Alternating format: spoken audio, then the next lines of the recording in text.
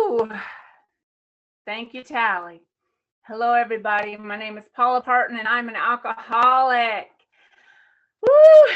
Before I jump on into this, I want to thank Ali and Teresa and everybody who had something to do with this. Your meeting is, maybe I shouldn't tell you this, but it's famous and and so impactful. Man, you guys have been in the dirt in this, and thank you for being shoulder to shoulder. Thank you for jumping in the muck, and when it's hard and it seems thankless, and you are changing and saving lives. And we are all here tonight together. And then when I prayed, I know that every person who's here is supposed to be here. And I know that everything coming out of my mouth is going to be straight from God. And I want to say the most important thing about me, and that is that I have been sober stunningly, shockingly since October 29th, 1979. I took my first drink when I was 14 years old, and it's crazy to say, but it saved my life until it didn't. And then I think how this all works is we come here broken and bruised and bullied and bleeding and bullies, and we somehow find that this is a sufficient substitute when we thought that dying was the only last option. And then for a while, it is a substitute. The fellowship is a substitute. You were the only family I ever knew, best one I ever had. But then, man, those 3 a.m. come back without drugs or alcohol. We got to find something else. And that's where we jump into the steps that focus on prayer and meditation, finding a power greater than ourselves. I chose that reading. It was hard. Ali is very organized, and he put some pressure on a long time ago to come up with something. And of course, I wanted to be unique, And what I do when I'm sort of looking for God's guidance or God's direction is I'll say a prayer asking for God's direction, and then I be quiet. And I can be quiet as in not talk, but it's the brain being quiet is, key. And so here's how I do that. And here's how I do that in meditation as well. It's like this. When you're in a loud room, it's crowded and it's noisy, but you think you hear something just outside. And you say to everybody, be quiet, I think I hear something. And then you tilt your head and you listen intently. That's meditation. I got my first sort of foray into this and a long and winding road. And yes, I'm a Beatles fan. And also, before I jump in, I want to say that my, hero friend, Brenda J, is on here tonight. And full disclosure, basically, I was just going to steal everything she has ever said. And then her cute little self had to text me, hi, Paula, which I know why she did that. So I didn't steal anything without sourcing it to her correctly. So if I steal something, I'm not sourcing it, Brenda, just so you know. I'm claiming that. But I got one of my first steps into this. I used to love, I still do. I mean, she's passed now, but I used to follow Mother Teresa when she was alive. She's something about her, of course, spoke to me. Of course it did, and I mean, when I was about 9 years sober, before I had kids or married or anything, that I had about a minute of wondering if that was a path for me. And one of her stories really just stuck out to me, and it continues to mean something to me in different ways as my life unfolds. And here's the story that Mother Teresa, as you know, lived in India. Her mission was to serve the poorest of the poor in Calcutta.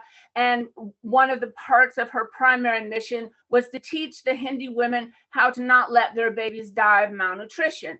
And surprisingly enough, it's a pretty easy formula, actually, in order to do that. Some lemon juice, some sugar, some protein, not that hard, but that was one of the primary focuses of Mother Teresa's mission. And a journalist flew out, to follow her around and write up a story on her work and how it was going, those kind of things. She was a famous person. And so this journalist followed her around for a couple of weeks, and it's the last interview, and he's in the room with Mother Teresa, just sort of wrapping up the interview. And here's what he says. He says, you know, I followed you around for weeks and I've seen you teach tirelessly thousands of women this easy formula on not how not to have their babies die of malnutrition, but their babies are still dying of malnutrition. And he looks at her. He says, why do you go on? You're not succeeding. And she said to him, oh, I see you don't understand. I was sent to serve, not succeed. And I feel that way about the people I help. I feel that way about sponsees. I feel that way about people that maybe I normally would not mix with. I live in a kind of a small town, and the AA community is, you know, small because of that. And only because I'm in a small town, I have the most sobriety of any woman. That's, you know, if I was in any other city, I'd be like middle of the road for real. But it's just a small town, and it's just how it happens to be here. And you know, I mean, you know, me and my little women's group take some hits, you know, we take some arrows from some people, and man, I used to double down. Did you hear what he said about us? You know, like, oh my God. And you know, but here's what I'm gonna do. Here's what I'm gonna do. I'm gonna lead with love. I will never be wrong in that. So go ahead, man. And one thing I realized, and I was, what if, you know, what if people who, you know, still are gossiping in AA, or, you know, because I was a gossiper in AA, I did all that stuff. And what if the people like saying mean things about other meetings, or, you know, knocking down how other people are sober, or thinking somebody else's 7th or 11th step is their own business, or however that goes? What if they need to do that? I don't know. What if they need to do that? Wouldn't I rather it come at me than a sponsee or somebody who may be more vulnerable? Yes, I would. Yes, I would. And here's the decision I made. It's like, that's all right, man. You got something bad to say about me. That's all right. I'll still help you. You still hurting people. That's all right. I'll still help you. You running down my home group. That one doesn't make me mad, but that's all right. I'll still help you. My sacred duty is to keep the bridge built, to keep the bridge strong. We don't know who we're meant to help. We don't know exactly how the 4th dimension works. We don't know. We cannot say that we do. What if how it works is I am alive to help one person and one person only? I don't know when that person's going to appear. So I had better not have done anything to keep them away from any kind of recovery. Meditation and prayer bring us into the light. And as my friend Marty says, light is the best disinfectant. The light of God brings transformation and perspective. And to me, it is all about perspective. I recently took a deep dive into the steps again with aforementioned friend Marty J and a whole bunch of my sponsees and on over the line. I would say down the line, but we don't roll like that. We absolutely are shoulder to shoulder. And so, you know, another 4-step, great, done many, straight out of the big book. And embarrassed to say, 41 years sober, this is the first fear inventory I have ever done in columns. Like, I thought I was doing it right, you know, but column work, wow, what a change. And so one fear that's always appeared on my fear inventory all the years of my sobriety is that someday I'm going to be old and alone and helpless and poor and stuck in a nursing home. So I'd be on my 4th step, write it in my fears, say it in my 5th step, turn it over to God in 6 and 7, wait till I came back around to the next 4th step, write it in my fear list. Yeah, I thought I was doing it right. But this time, man, I'm just in the first column writing my fears. And before I'm even done writing that fear, I'll be old and alone and poor and stuck in a nursing home. Before I was even done writing all of that, I realized for the first time that my ever increasing backside in a nursing home may be the best service work I will ever do. And I'm kind of excited to be there. I mean, the whole point of prayer and meditation isn't so we get to feel good and hang out at our house, man. It's so we can be ready for service. That's the point. Even in the Catholic Church, priests are not allowed to say Mass all by themselves. because they don't get to just feel good all on their own. That is not the point of the gift. When I talk about listening during meditation, that's how an old Franciscan nun taught me how to meditate. And here's how she taught me. And that in the morning, read something spiritual to you, whatever that is to you. And it changes for me. For a whole year, it was the prayer of St. Francis. And then for a year after that, it was just that line, to love rather than be loved. Sometimes it's the first line of a Desiderata, go placidly amidst the noise and haste. Sometimes it's lines from poetry, sometimes religious books of many religions, whatever spiritual to me that day, God will guide you in that too. And the point is to read slowly and intently, listening with your head cocked for God to let you know what are your words of this day. And the beauty of that is I remember those words all day long. I am so far from perfect. So far. Give me just a couple days out of the sunlight of the spirit, and I'm causing World War IV and thinking that driving is a competitive sport, and like that nobody has the correct line standing at the grocery store strategy down but me. And I need to point out their poor line standing strategy. I mean, that's a day. I call it Tuesday sometimes, but it's necessary. Another thing about me, I know it doesn't belong in an AA meeting, but I'm gonna say it. So, put on your seatbelts. We're gonna be all right. I'm gonna float into this and I'll get right back out. I have 2 outside issues and I'm gonna bring them up briefly because it's helpful. It seems to be helping people. My outside issues are I have depression and I have post-traumatic stress disorder. We're okay, everybody. I'm a big book traditions person. We're going to be okay. But why I even bring them up is this. I came from a dark home of alcoholism. Many of us did. I know that.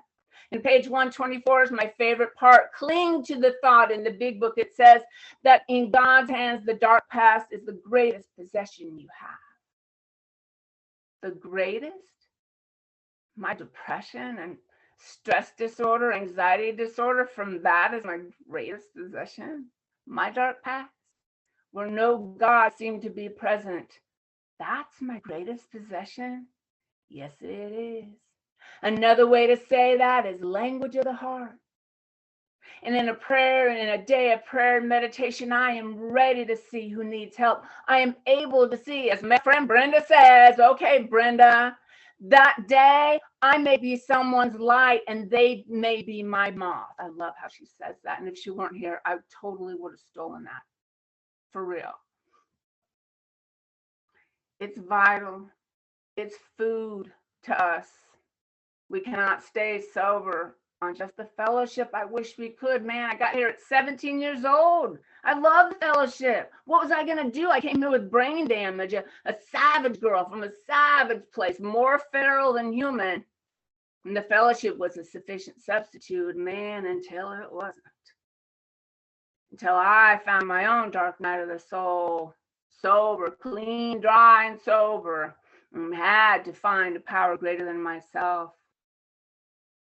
C.S. Lewis said it well about this thing about action and how it changes us. He said, human beings only are, after all, animals, and what their bodies do affects their souls.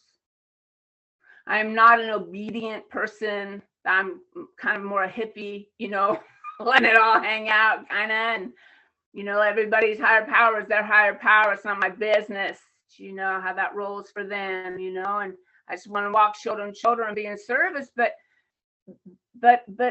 prayer and meditation is action. There's some days I sure as heck don't feel like doing it. There's some days sure as heck I don't feel like reading through when I retire at night. Of course, there's many days I don't feel like doing that. But so what? Doesn't matter. I'm doing it anyway. I don't have a better answer. For 41 years it has worked. I'm not going to change the formula now. Again, C.S. Lewis said an amazing thing about that. Because I know sometimes we're in a dark night sober, that life comes blazing at us through the front door, unexpected, seemingly unprepared for. We think it's going to take us down. but we stay obedient anyway. It doesn't matter if we feel like it. We do it anyway. And here's what he wrote.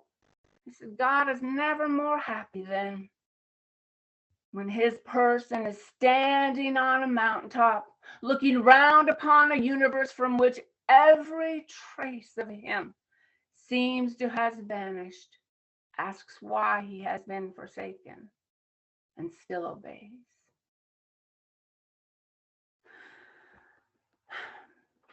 Something that has helped me for a long time is this, and I share this with my ladies that I sponsor as well.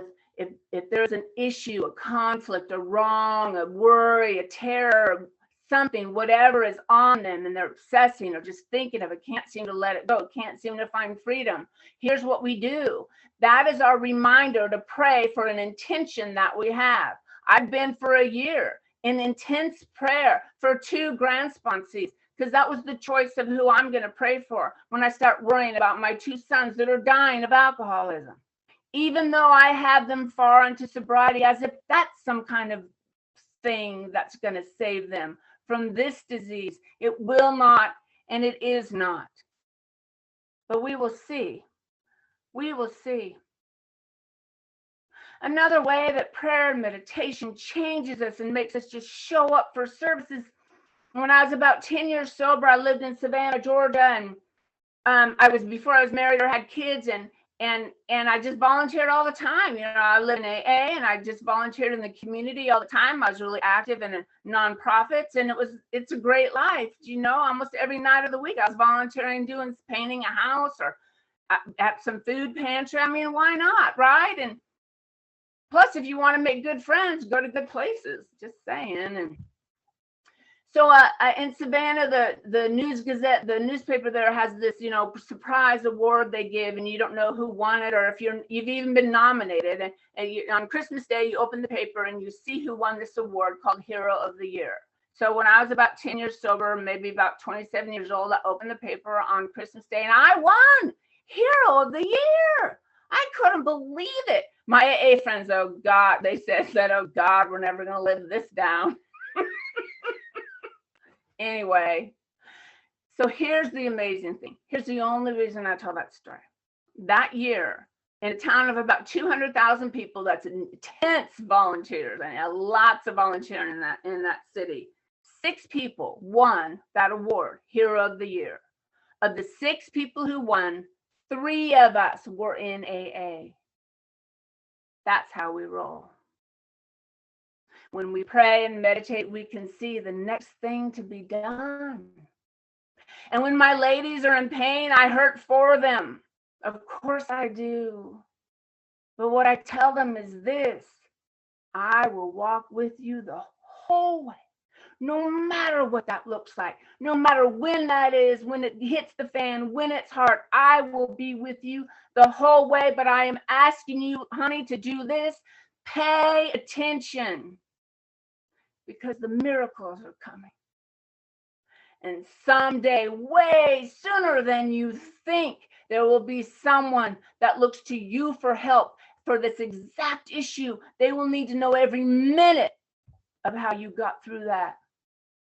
How that showed up for me in one of the biggest ways. I was about 18 years sober, in the middle of Alcoholics Anonymous here in Champaign, an active home group, sponsoring people, fine, in the big book, fine, all that great. My mother died.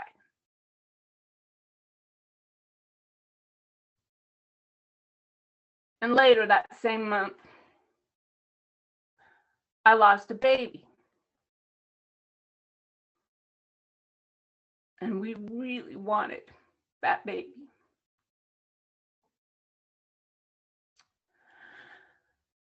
And I remember I was lying in bed. I just, for a day, felt like just too much.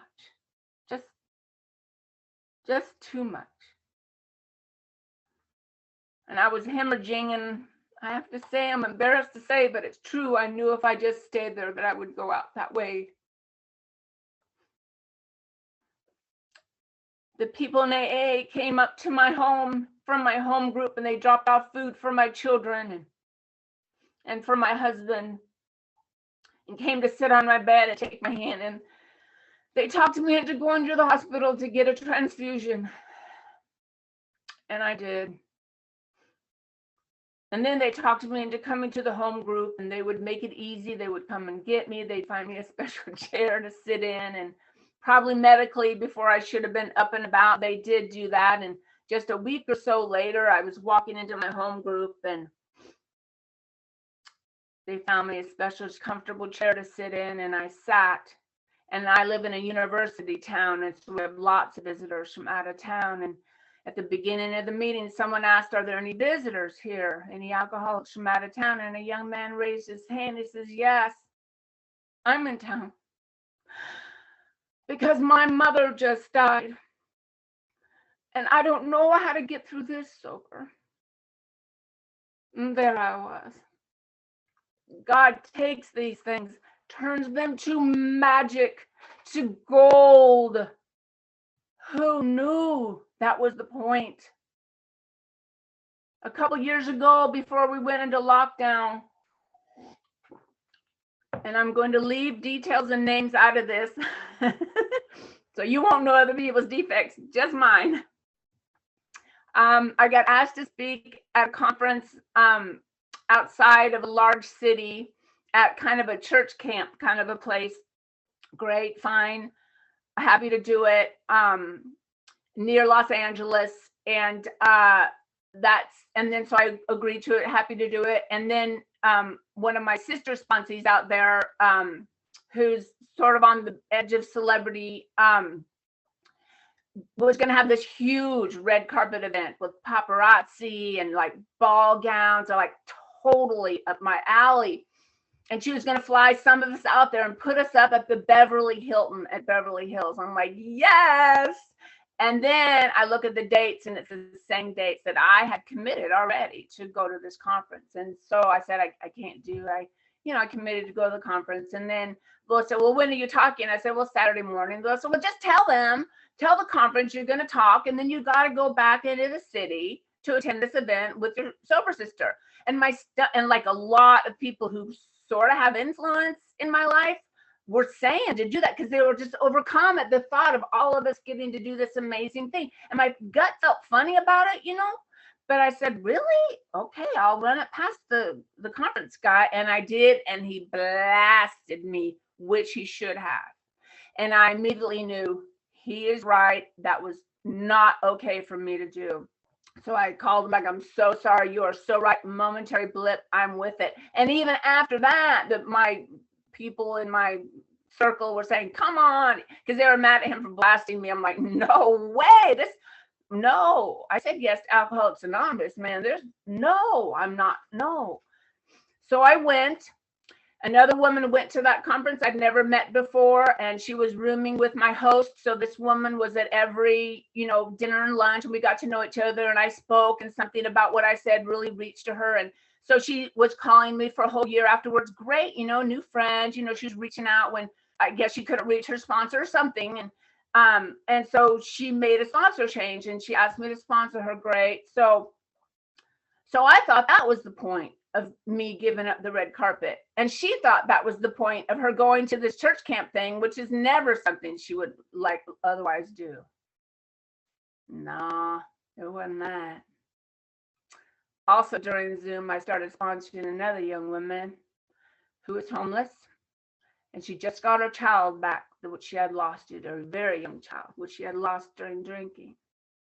My sponsee, the one who was with me at that church camp conference, works for a homeless shelter who gives apartments away to people who need apartments, fully furnished. And we have a weekly sponsee meeting, and the sponsee was homeless, just happened to mention, she's losing the trailer that some kind of shifty landlord had let her live in. And my other sponsee who'd been at that conference with me heard that and found this woman an apartment. So I gave up the red carpet for my girl, man. I won that bargain. That's how God rolls.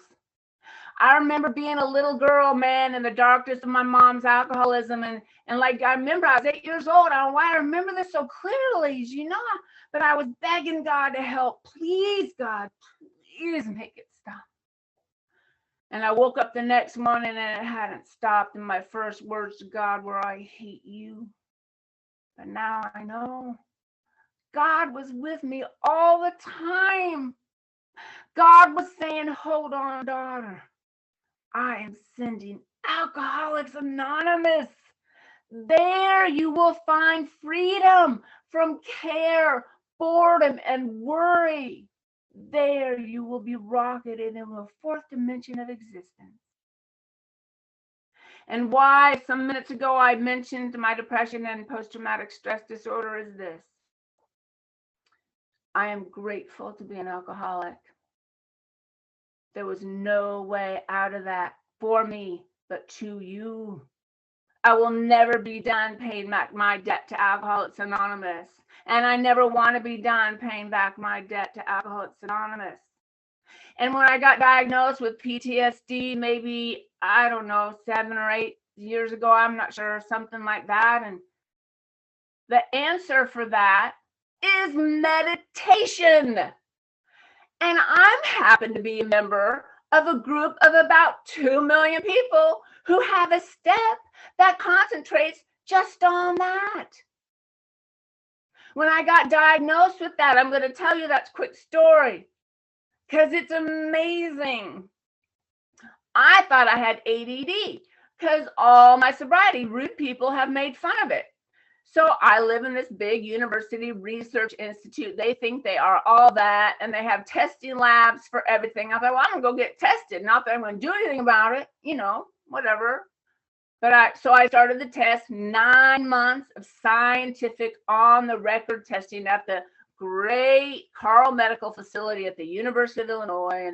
And I had one research PhD, a PhD doctor, psychologist who would take my family history, you know, tortures, assaults, hunger, poverty, violence, us after the dash of the first step. And she'd say things to me because there I was, man, sitting in front of her in matching clothes with dental hygiene. And she'd say to me, how don't you have a personality disorder? Because they tested me and apparently I don't.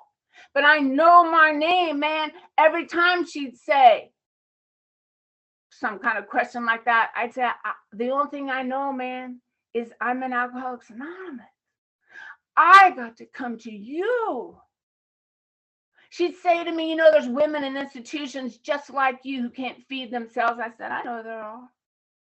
It's Alcoholics Anonymous. It's the only answer I got. Now, I have a ridiculous advanced degree. Stupid, expensive, useless. Promise you. But I'm a social scientist, totally useless. But she just, every time I'd say, the only difference I can see is I got to come to AA and be re-raised, re-family, re-foundation, re-taught, connected to a power of the universe. We are all sons and daughters of the power of the universe. Act accordingly. But every time, man, she'd say that, and I'd say, I guess it's AA. I don't know another reason. She'd shake her head because it's not in any book.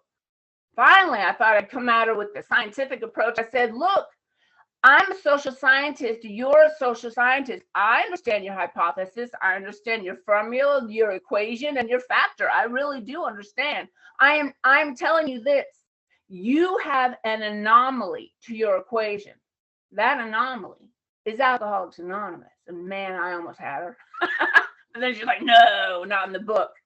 So I go to the very last meeting where I get the diagnosis of PTSD, post-traumatic stress disorder. And she's telling me, you know, what you do, which is meditate. As I said, I hit the jackpot on that one. Of all the things I could have had, man, I got that one.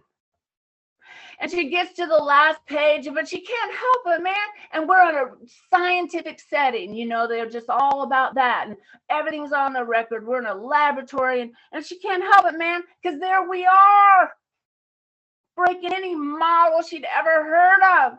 And she can't help it, and she stops reading, and she looks up at me, this scientist, and she said, it's as if You're a miracle. And she's like, oh, crap. Now that's on the record, which makes me, as far as I know, the only scientifically declared miracle of the modern era. But the whole way through that study, man, it says subject claims the reason for her success is her involvement in Alcoholics Anonymous, which makes us the only scientifically declared miracle of the modern era.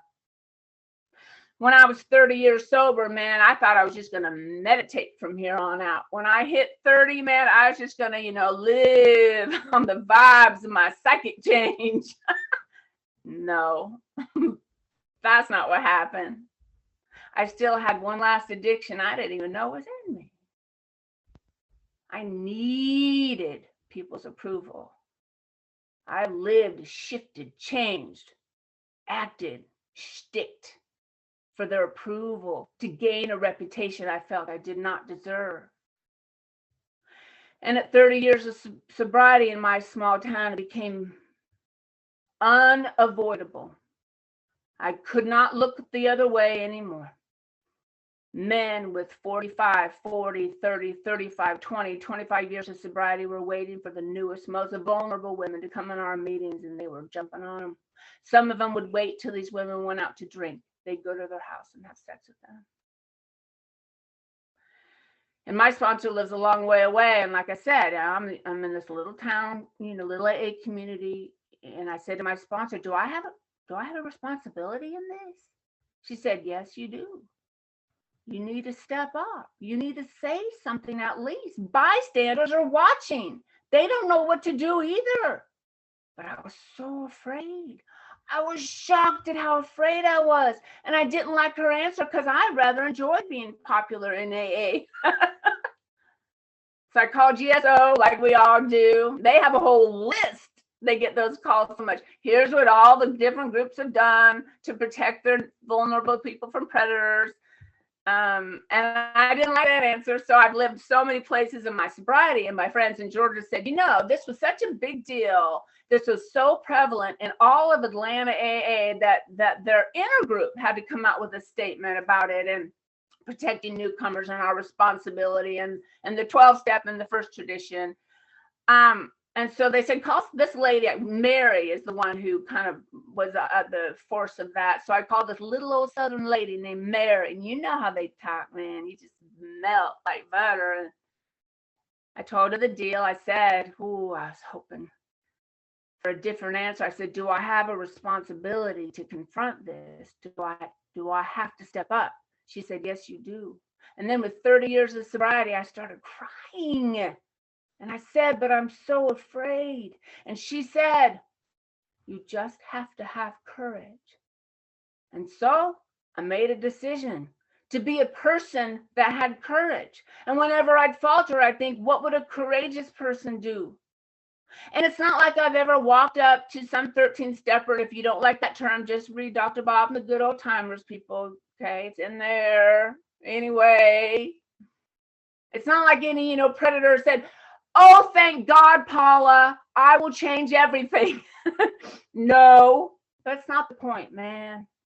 I pray and I meditate and I do what God guides me to do, and bystanders are watching. I want to talk about that whole thing about bystanders for just a minute. Many 4 steps, decades of 4 steps. I found freedom for the mother who threw me away to those men. I found freedom for the men. I found freedom for the father. I found freedom for all those things. Freedom and compassion, I did. But what kept showing up were the bystanders. Why didn't anybody help us? And there was no longer even a resentment or no pity or nothing. I wanted to check on that. You know what I mean? I just wanted to check it, put it to bed. Many 4 steps. And then finally, what I realized is we are a people of action. And my answer to that, why didn't anyone help us, is I don't know. Here's what I know.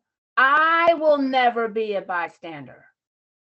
And I made the decision to never be a bystander, that there will never be a child anywhere in my periphery view, anywhere, that will grow up and say, why didn't anybody help us?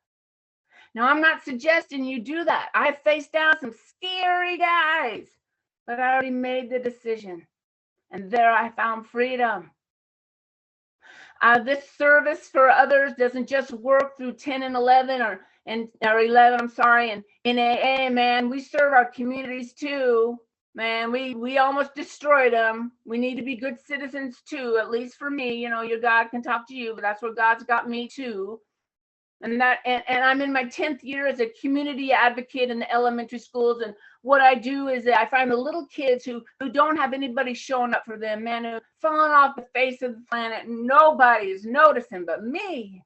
And the other programs that have this similar program, mentoring program, my other colleagues say, how do you find so many kids for your program? They don't know, man. I have a superpower. Because when I was a little girl and my mom's alcoholism, I'd wander the neighborhood. I was filthy and I smelled. And what I smelled like was gasoline and cat urine. Because after that dash of the first step, you don't control what happens. Sometimes kids, that's what happens to kids. And to this day, man, when I'm looking for another little kid for my program, I walk down the hallways of the elementary school and inhale. And I find them every time. And I approach them kind of the same way I approach a new woman or a new person. And I always get down to their level. That's that version of shoulder to shoulder, man. So important. And they're scanning me. Safe or danger. Safe or danger. Because I know that's scam. And I find some reason to touch their face. I don't even know how I know to do that. And I start with the same words. I say, oh, I'm so glad I found you. And then they're mine. And I am fierce. And they're safe. I'm going to end pretty soon. I just want to say a few more things.